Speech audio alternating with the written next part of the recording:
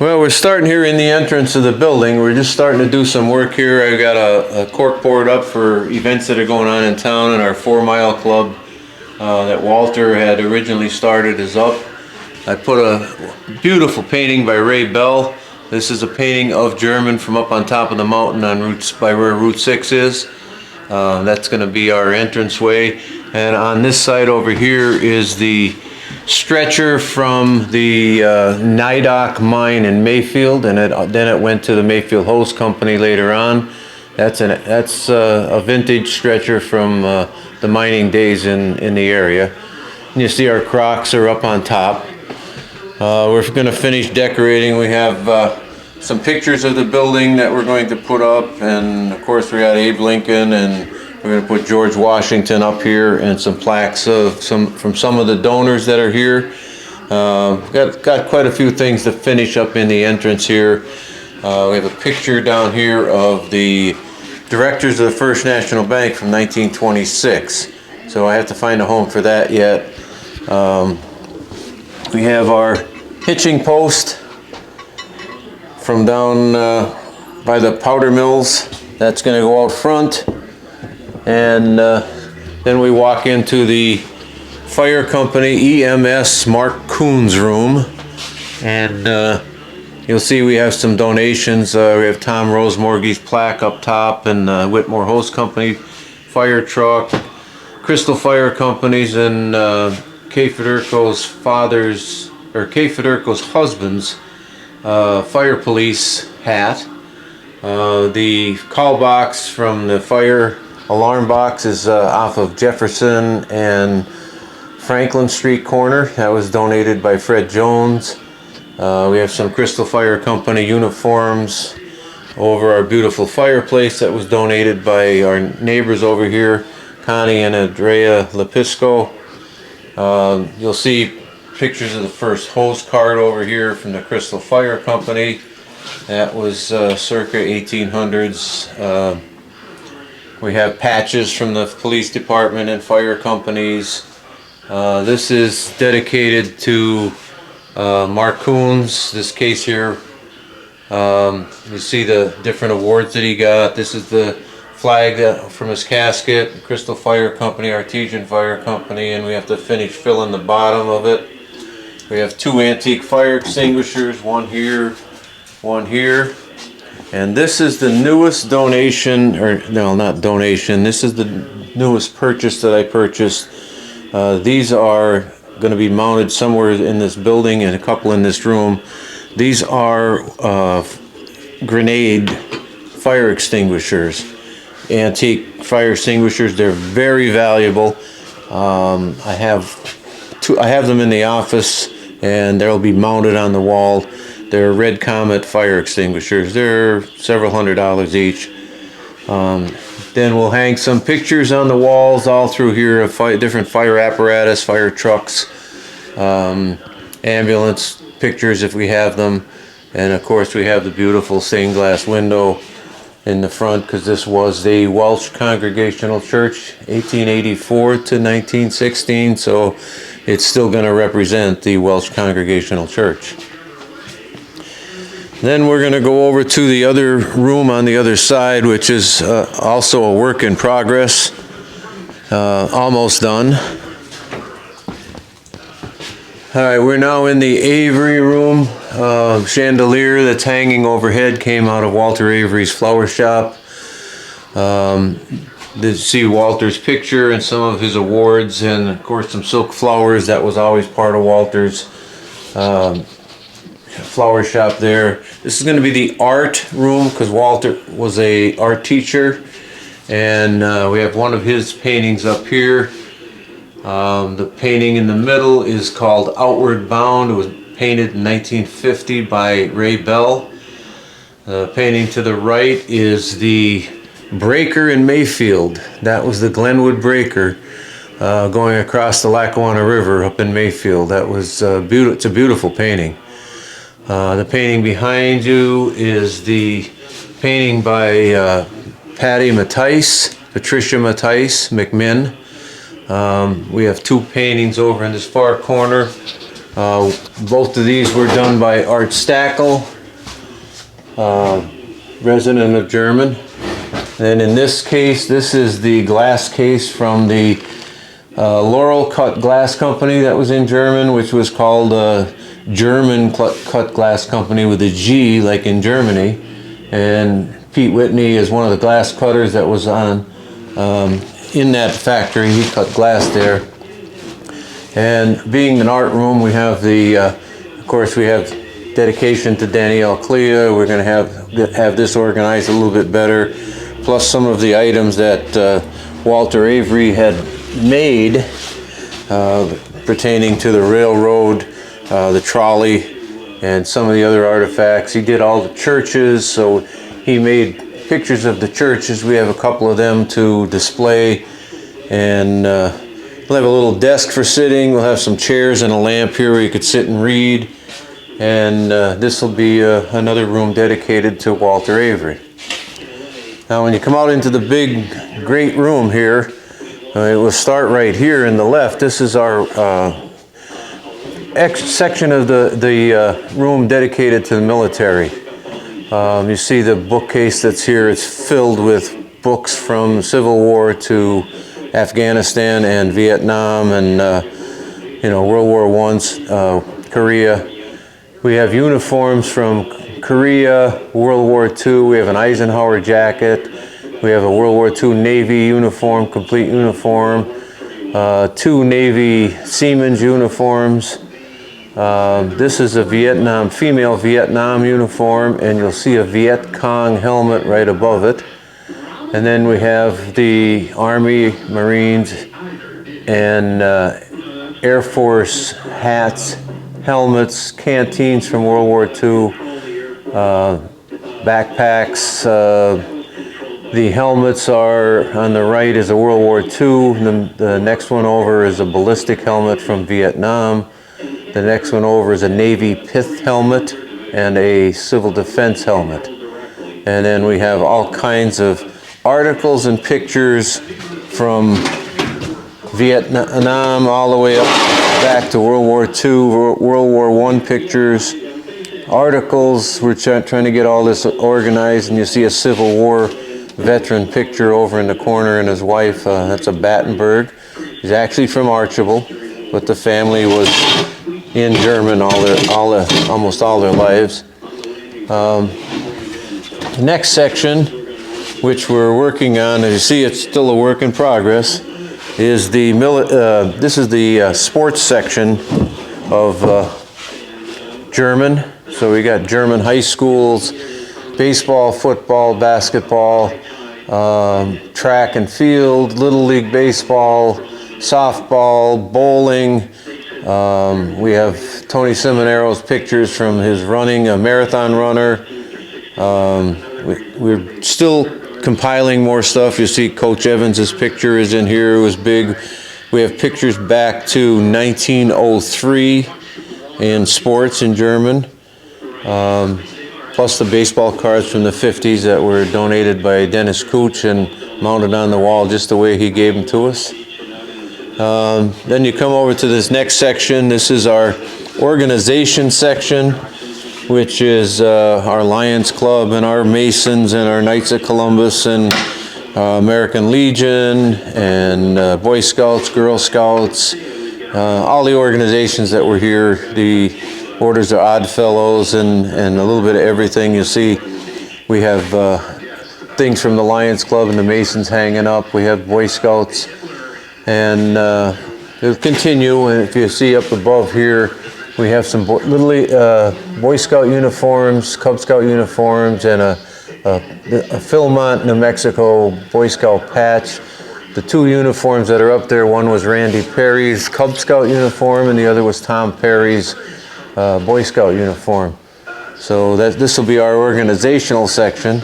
And then we move on to the back, and we're back to where the Jermyn High School. You'll see they were working on the sidewall, so all of the photos are crooked because they were putting the siding on, and I didn't get a chance to come back here and straighten them out again. But you'll see class pictures, diplomas, You'll see newspaper articles about the schools. You'll see the school newspapers. The railing that's there came out of the Jermyn grade school. That was the part of the staircase going upstairs into the upstairs of Jermyn. This will be finished up shortly, and that'll finish this side of the building, and hopefully we'll get the rest of it done. Now the kitchen is finished. Right now it's a storage unit for everything that's here because we don't have room to put a lot of stuff. You'll see the contractor is doing the work on the outside of the building, has put his siding in here, and we have a handicap accessible bathroom in the back. We have 2 refrigerators, we have a microwave, coffee pots, and we have just about everything we need just to put on a little event if we're doing something here in the building. We have a couple glass cases we didn't get to put up yet. We have to figure out where we're going to put these and what we're going to do with them. This section back in here now, this is all going to be the church section. This has not been started even, so everything has been put here that's going to go in it and on it. We have a glass case there that's going to that came out of Avery's Flower Shop, and that's going to get filled with all the church stuff. And you see the big screen TV there, that's going to get mounted on the wall for us to be able to do programs here and show movies and different things like that. And you see the door for the basement where we're doing a lot of, we have a lot of work that we've been doing, and everything now is going to be done in the basement so we don't have the dust over here. Now we get to the other side, you'll see our Centennial case here. This is from all the Borough Centennial. You see quite a few artifacts that have been put in here. Some hats, some plates, some pins, some headwear from the ladies. We have the vests and the dress up there, the welcome flag from the Centennial and the pennant. That's all our Centennial stuff that's going to be here. We're going to put our file cabinets over here and our printers and things out just outside the office. And then this is our railroad section over here. You'll see all the mining, the railroad lanterns. You see the replica of the O&W Railroad station up there, and some of the oil cans, and you'll see some of the workers that worked, some pictures of the anthracite, first aid. You'll see the railroad section here. This is Lillian Schuss's father. He was the station master of the O&W station in Mayfield. We also have a desk from there. You'll see this is the New York, Ontario, and Western Railroad. These railroad spikes are from there. This is a replica of an electric mine car that would have been used. This was made by, let me see if I can read the name, Hiram Hemack, Adam Hemack, the coal mining replica of the type of cars that would have came out later on when the mines were electrified. Down here you see in this case, these are all railroad spikes from the gravity railroad, from the trolley rail that went through the main street of Jermyn, and all the individual small spikes are spikes that were used to date when the railroad ties were changed. So all of that is part of the railroad. Plus we have the schedule from the Lackawanna Railroad and lots of railroad books. Now we get over here, we're moving over to our Centennial First Aid, the birthplace of first aid in America. You'll see a lot of stuff from the Red Cross, a lot of Centennial stuff from when we had our 100th anniversary of the founding of first aid in America. Some of the first aid teams from the mines, pictures, and there'll be quite a bit more added to this as we're going because it's still a work in progress. And now we're into the mining section where you'll see pictures of the mines, different breakers that were done. This is the DuPont powder mills. You'll see that's down in the south side of Jermyn, where they made all the dynamite powder and everything for working in the mines. You'll see the old lanterns, the old type of lanterns they used to carry into the mines. Pictures of miners working, the two mines from Jermyn, the two breakers, breaker 1 and breaker 2.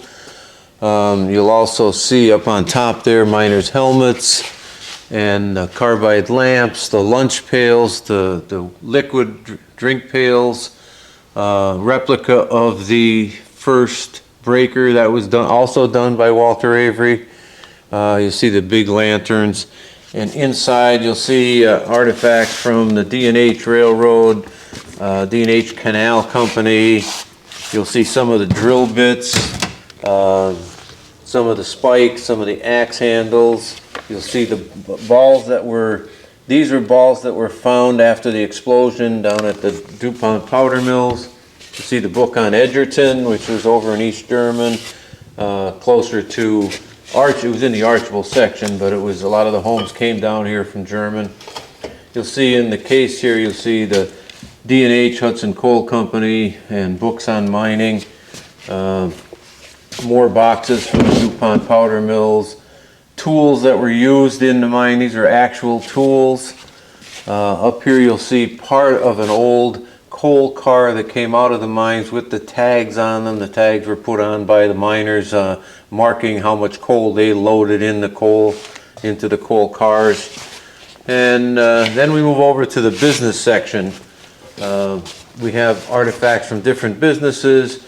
You'll see the Jermyn Bank. You'll see old antique banks. These are donated to us. This scale is from the Graves Pharmacy, which was later the Hallock's Pharmacy, and then the Sterling Pharmacy.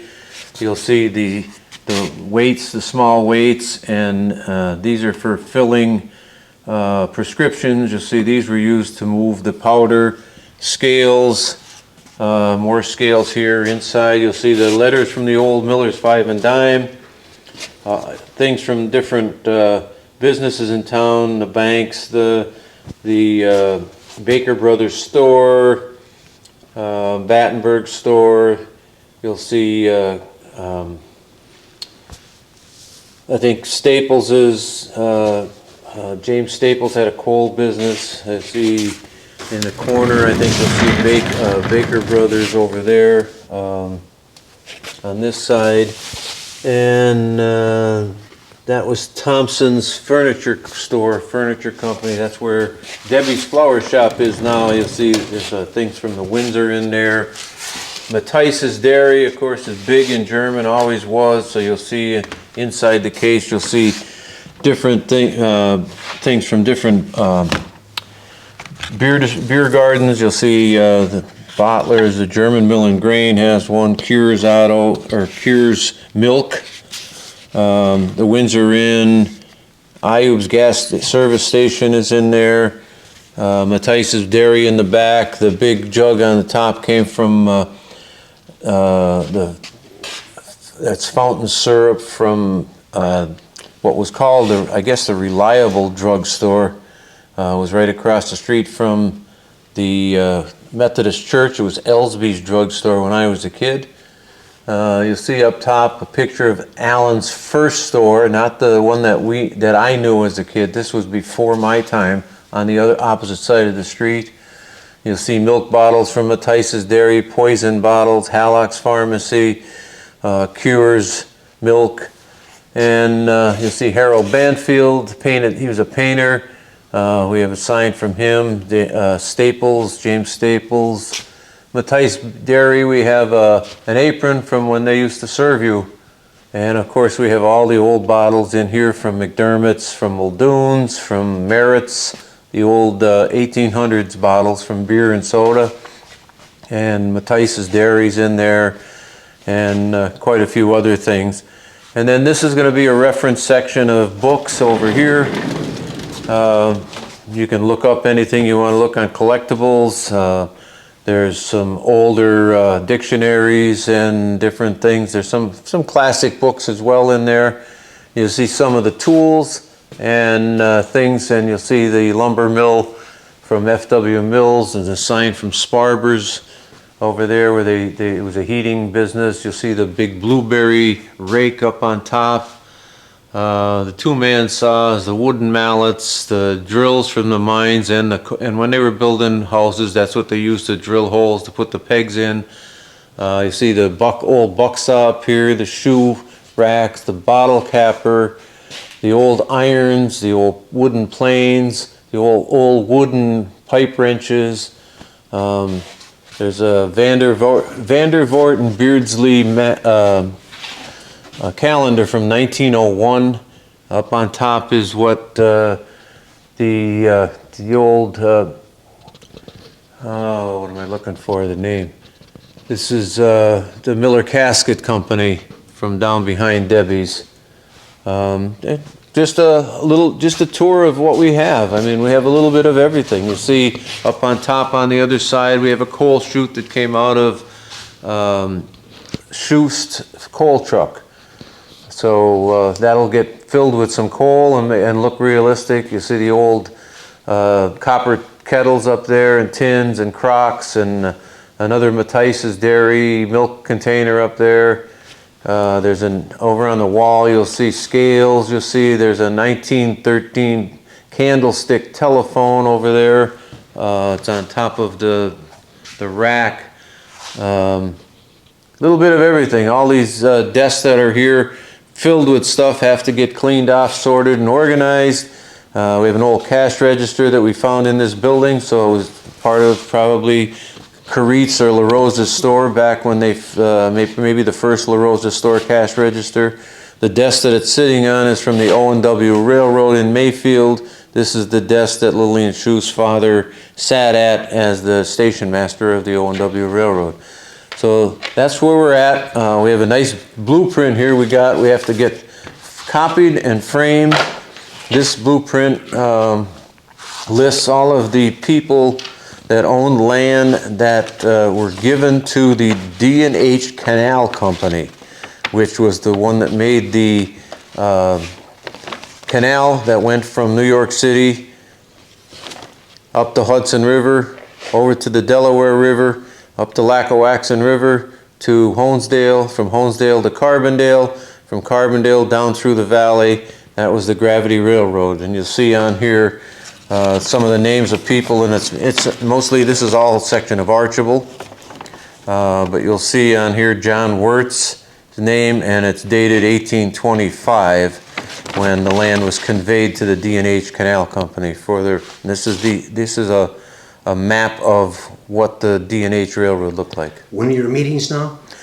We meet the first Sunday of the month at 6:30 here in the building if we don't have too many people, because it's just a work session meeting, and we meet in the basement of the Methodist Church normally, but it's always the first Sunday in every month, and unless there's a holiday that falls on that time, and then we'll change it. We are having our annual Christmas party this Sunday at Longworth's Restaurant. We already have a full house, so we can't take any more people, but we'll have some prizes for some people. We'll have a good time, and one of our members always bakes a cake, and we'll have desserts, and we'll have Dr. Powell from Carbondale Historical Society there to give us a little rundown on what's going on there, and we'll give everybody an update on where we're at with the building. The outside is under construction. We have the siding on almost all the building now, and except for the top part of the front, we're getting the cultured stone on the front now. The sidewalk in the front is done. The driveway is done to the front of the building already, and we're going to get our security cameras in. That's part of the grant money that we have just got from the state.